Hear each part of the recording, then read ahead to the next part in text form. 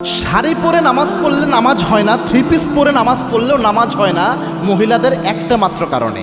দেখেন, অনেক মহিলারা শাড়ি পরে নামাজ পড়ে বা থ্রি পিস পরে নামাজ পড়ে, এই একটা মিস্টেক, এত ছোট মিস্টেক যদিও, এটার মাধ্যমে তার নামাজই কবুল হয় না। এবং নামাজ একজন নারীর জান্নাতে যাওয়ার জন্য শ্রেষ্ঠ একটা মাধ্যম। এবং আল্লাহর হাবিব সাল্লাল্লাহু আলাইহি ওয়াসাল্লাম জানিয়েছেন, আল মারআতু ইযা সাল্লাত খামসাহা ওয়া সামাত শাহরাহা ওয়া তাআত বালাহা ওয়া হাফিজাত ফুরুজাহা।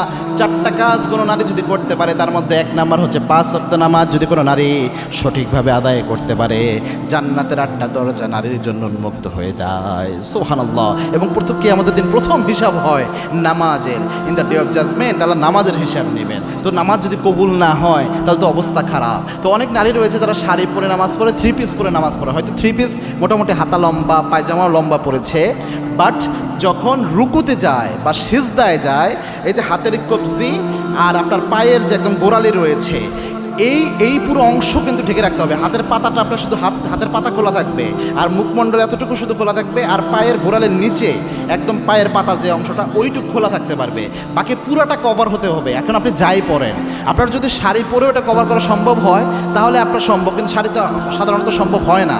আবার থ্রি পিস পরেও আপনি হাতে এমন আছে, কিন্তু আপনি যখন সেজদায় যাচ্ছেন হাত কিন্তু উপরের দিকে উঠে আপনার কিন্তু মোটামুটি এই যে হাতের যে কোনো ইটা রয়েছে এখান থেকে আপনার উপরের দিকে চলে যায়।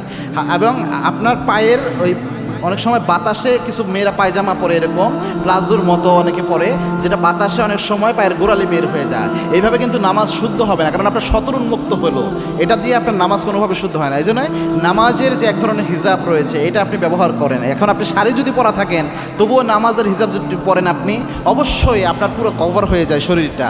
তো সেক্ষেত্রে ওই লম্বা নামাজের হিজাব দিয়ে পড়লে, আপনি নিচে শাড়ি থাকুক, আপনার টি শার্ট থাকুক, অথবা আপনার থ্রি পিস থাকুক, ওই লম্বা নামাজের হিজাব পড়লে দেখবেন পুরো শরীর কভার হবে, ইনশাল্লাহ আপনার নামাজ হয়ে যাবে।